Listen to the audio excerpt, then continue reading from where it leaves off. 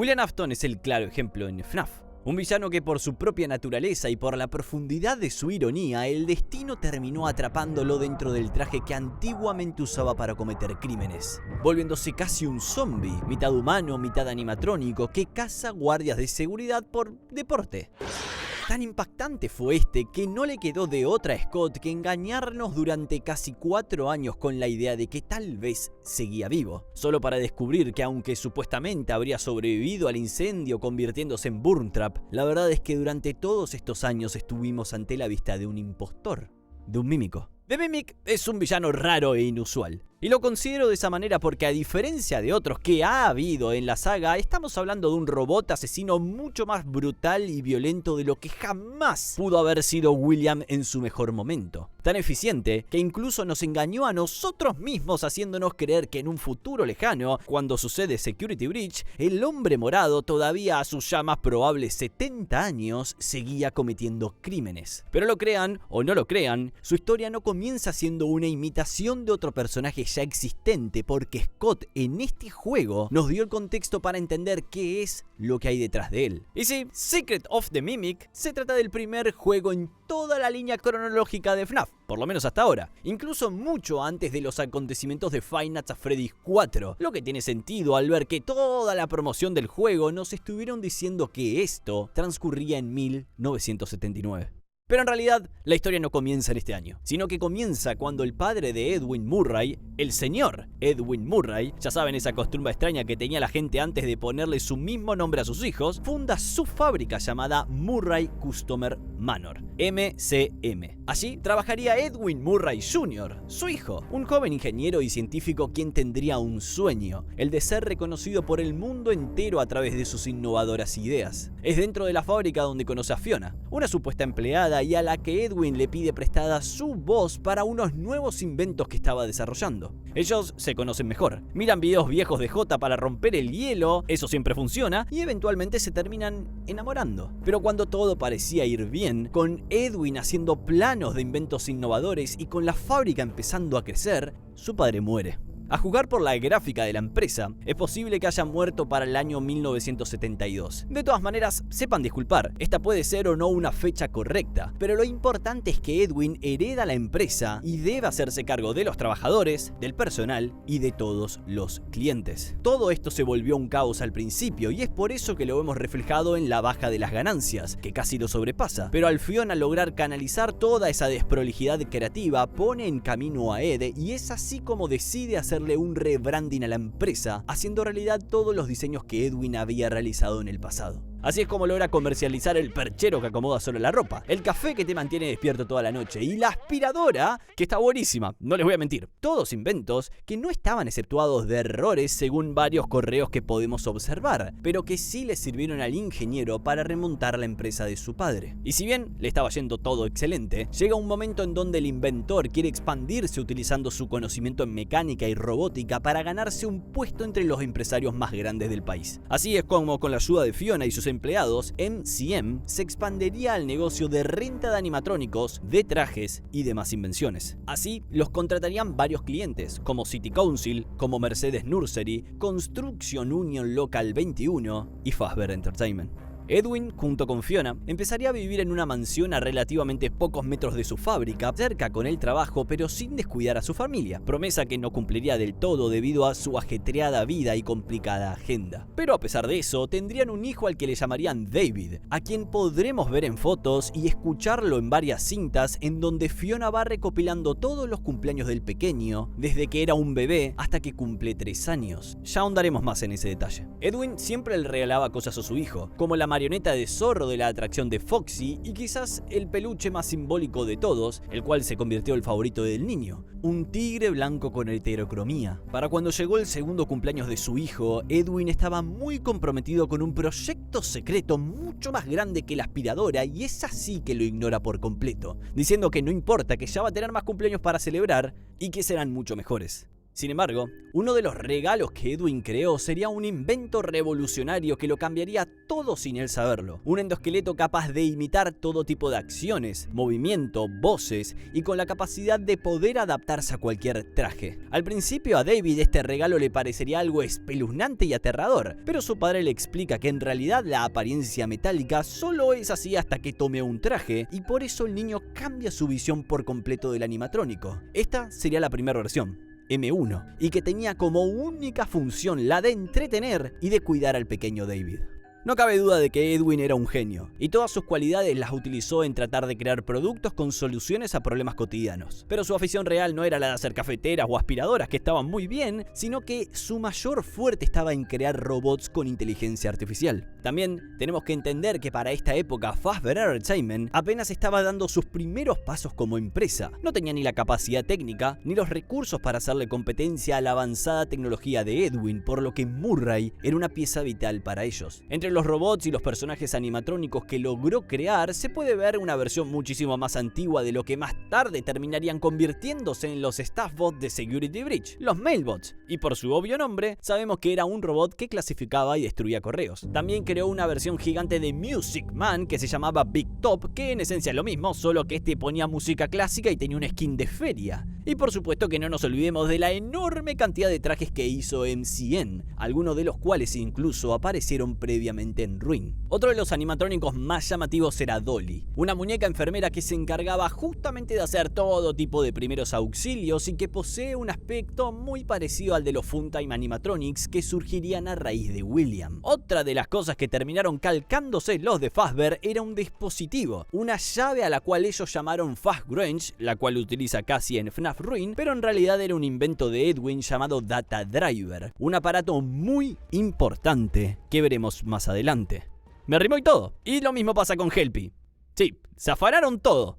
La cuestión, lo importante es que durante este tiempo, MCM y Fazbear Entertainment, antes de mandarse el robo del siglo, tenían una fuerte relación e incluso Ed los consideraba amigos, algo que su propio padre, cuando aún estaba vivo, le advertía. Murray Customer Manor estaba en su mejor momento, las ventas estaban en el tope, pero aquí empezarían las tragedias de Edwin. Y sí, sé que muchos de ustedes están preguntando ¿a dónde está el Mimic agresivo? Bueno, M1 no inició su travesía como un animatrónico mata gente. De hecho, jamás fue creado con ese propósito como hemos visto. M1 se inventó con la única función de imitar diferentes personajes y entretener a David. Es por eso que Edwin tenía tantos trajes almacenados en su casa. Además de que su cuerpo endoesquelético podía comprimirse o estirarse a voluntad para que pudiera caber dentro de cualquier traje, tenía la capacidad de imitar voces o apariencias de acuerdo con lo que se necesitara. Así, tanto el niño como M1 jugaron juntos durante un tiempo. El pequeño David iba todo el día con el peluche del tigre abrazado a su pecho y de compartir tanto tiempo con M1, este empezó a imitar tal comportamiento. De más está decir que Edwin tenía un disfraz de Tiger Rock dentro de la fábrica y con el cual casi siempre M1 estaría vestido. Aunque todo parecía ir bien en esta familia, la verdad es que tarde o temprano algo pasaría. Así, una de las tragedias que lo marcó significativamente fue el fallecimiento de su esposa,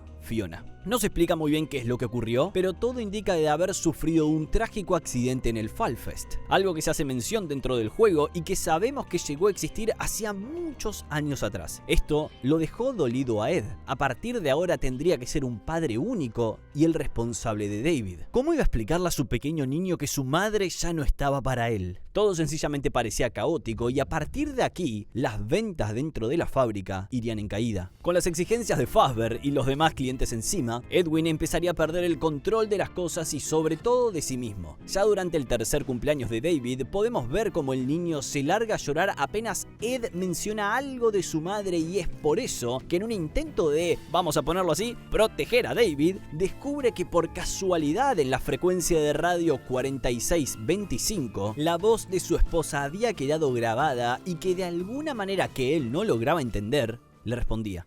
Say something. It's me, Edwin. Over.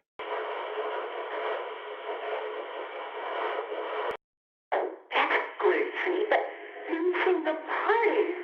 Por eso, decidió hacerle creer tanto a David como a sí mismo que su esposa seguía viva, utilizando a M1 para que actuara como una madre, dándole la voz y todos los comportamientos que solía tener Fiona. No era que Edwin había transferido a su esposa a una computadora, sino que diseñó a esta inteligencia artificial a su imagen y semejanza. Así transcurre el tiempo. Intentando adaptarse a ese ritmo de vida e incluso por correos electrónicos, nos podemos enterar que los trabajadores de la empresa lo veían horas y horas hablar con esa cosa. M1 empieza a perfeccionar el comportamiento de Fiona. La imita cada vez mejor, al punto de que la veremos presente para el cumpleaños número 4 de David, cuando su padre le regala un tobogán que él mismo diseñó. Además, MCM estrena una nueva sala dentro de su planta llamada Research and Development Floor. Y acá es cuando entra uno de los cambios más fuertes dentro de esta historia. Ya que hasta este juego, como saben, hemos pensado en Fazbear Entertainment, en Henry y en William como los ideólogos y diseñadores originales de todos los personajes animatrónicos y de los restaurantes.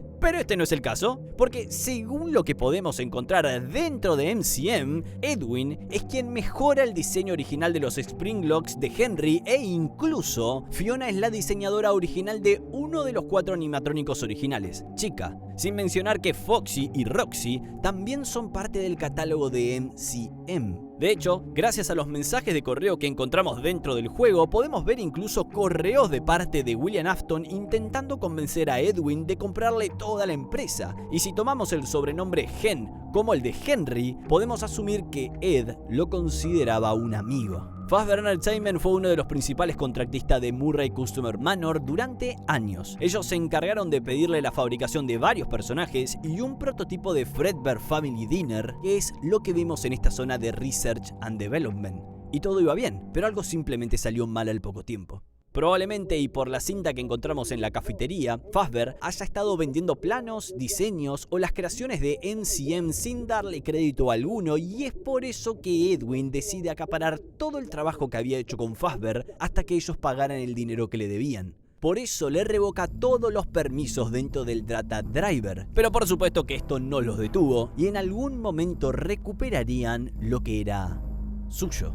Así, llegamos al cumpleaños número 5 de David, una sorpresa, en la cual Fiona le prepara una torta a su hijo para que al final Edwin le diga que vaya a buscarlo, que lo había dejado jugando en el tobogán. Pero a pesar que en estos 2 años las cosas intentaron acomodarse, por culpa de su descuido como padre, a David le sucede algo mientras jugaba. No sabemos bien qué, pero el juego nos hace mucho énfasis e incluso hay un cassette entero en el que el abogado de Edwin lo llama para decirle que no juegue más su hijo en el tobogán, a lo que Edwin no le hace caso. Sé que los que quienes conozcan los libros saben que David muere en un accidente de auto, pero acá sencillamente eso no es así por el peso que se le da al tobogán a esa zona de juegos. Tan así que muchos no se dieron cuenta, pero es lo primero que vemos al entrar por la puerta trasera de la fábrica. Este trágico evento dejó enormes secuelas en la mente del inventor, quien cayó en una enorme depresión, dejando atrás sus aspiraciones y sueños como ingeniero para aislarse de todo el mundo. Así, a través de un correo que le manda un tal William Afton, anda a saber quién será, podemos suponer que vende la fábrica a Fazbear Entertainment y lo único que hacía Ed era reunirse con Fiona, una que también tenía sus propios intereses, y es así que le recalca a Edwin que debía hacer lo mismo que hizo con ella, pero ahora con el chico,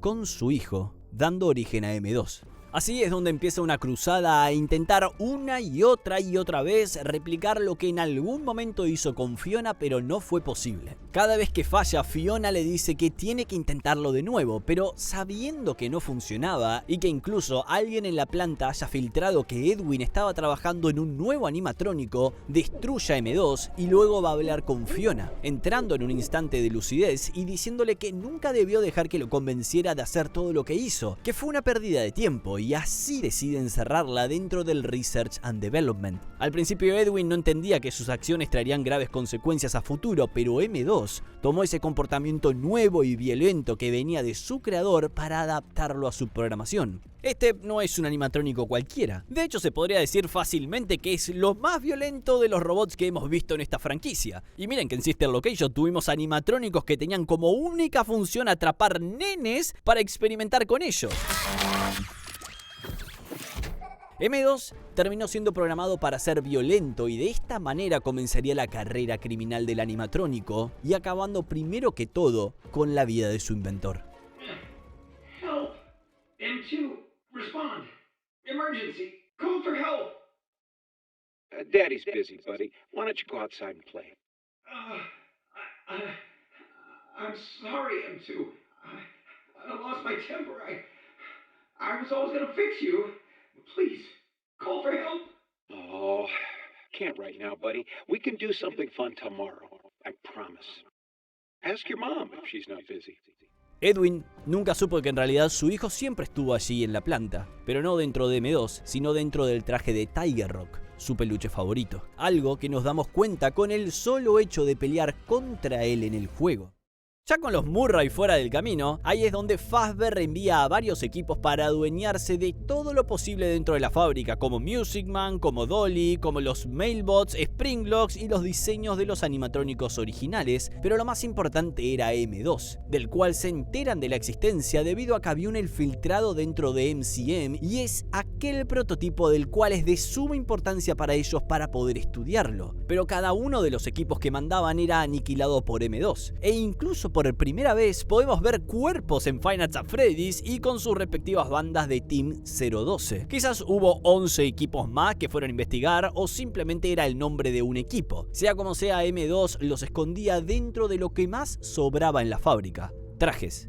Y ahí es donde tomamos el papel del juego como Arnold, quien fue enviado bajo amenaza de reducción de sueldo, de embargo de su camioneta y no habiendo dormido por 36 horas a una misión prácticamente sin retorno con el objetivo de recuperar los planos de M2 e irse. Algo sencillo. Para lograr esto, le darían uso al mismo data driver que Edwin creó para que pudieran tener acceso a diferentes plantas y niveles de la fábrica y así extraer los planos. Así en un inicio somos guiados por la voz de un empleado de Fazbear al que se refieren como Dispatch, pero sin embargo a medida que vamos avanzando las cosas se van poniendo más intensas. Como se imaginarán, todo el gameplay consta de Arnold descifrando los secretos que hay detrás de Mimic, el nombre del juego, recolectando objetos o sobreviviendo a M2, quien lo persigue constantemente al meterse en varios trajes a lo largo de la fábrica. En este trayecto también nos encontramos con Tiger Rock, que es el único traje que no estaba siendo controlado por M2, sino por el fantasma de David. Esta escena nos hace entender que la agonía acumulada después del fallecimiento de David y de Fiona causaron que este primero pudiera regresar poseyendo al traje de tigre que tanto amaba cuando estaba vivo. Luego de sobrevivir a todos y cada uno de los animatrónicos, no es sino que hasta que obtenemos los planos que la voz de Dispatch se vuelve ligeramente más robótica, levantando sospechas, y por eso decidimos escaparnos de él, adentrarnos en lo más profundo de la fábrica, a la sala de reparaciones y desarrollo, y en donde vemos al prototipo de Fredbear Family Dinner, los Springlocks mejorados, y nos topamos cara a cara con Fiona, la cual se había estado haciendo pasar por Dispatch. Ahí nos damos cuenta de que en algún momento Edwin pasa todas las memorias a esta computadora. Quizás luego de la cinta en donde le dice que no la quiere ver nunca más, y Fiona queda olvidada en el subsuelo del lugar más recóndito de la empresa. Lo importante es que Fiona quería evitar a toda costa que M2 tuviera acceso al data driver que Arnold tenía. Es por eso que nos encomienda la tarea de ir hacia la mansión para que con el data driver Edwin logre arreglar a M2. Y sí, ¿cómo están suponiendo? Fiona no sabe que Edwin está muerto. Después de tratar con una intensa persecución, de descubrir todas las cintas de película que hemos visto antes, logramos acceder a un cuarto secreto donde desde una computadora activamos un programa llamado Cradle o cuna. Y M2 vuelve a darnos casa. Así subimos a un ascensor y Fiona en un mensaje le pide a Edwin que arregle a M2 para que así pueda ver a su hijo crecer, lo que nos da a entender que Fiona sigue sin conocer lo sucedido. Así subimos a la camioneta y cuando estamos alejándonos M2 nos ataca, caemos de la van y logra hacerse con el data driver de una buena vez por todas. Al activar el Cradle, lo que provocamos es que Fiona se transforme en MXES, o mejor conocido como Mechanical X-Form Experimental Storage, o sea, básicamente algo que contiene a Mimic. Esto es algo que también podemos ver en los mails que Fiona nos manda diciéndonos que necesitan detener a M2 juntos, y que si no termina el programa, es mejor que active la cuna para mantener a la gente a salvo. Y con eso termina Secret of the Mimic, con M2 teniendo el Data Driver que no sabemos bien para qué puede llegar a ser, pero quiero que ustedes me digan o intuyan qué puede ser que esté tramando. Mi teoría es que, como vemos en uno de los finales alternos, al usar el Data Driver con M2 se termina convirtiendo en David, por lo que al final el que tenga el Data Driver puede controlarlo y es por eso que se lo lleva, para que nadie pueda hacerlo salir de la forma violenta que Edwin le dio. Pero, hey, ¿es solo una teoría?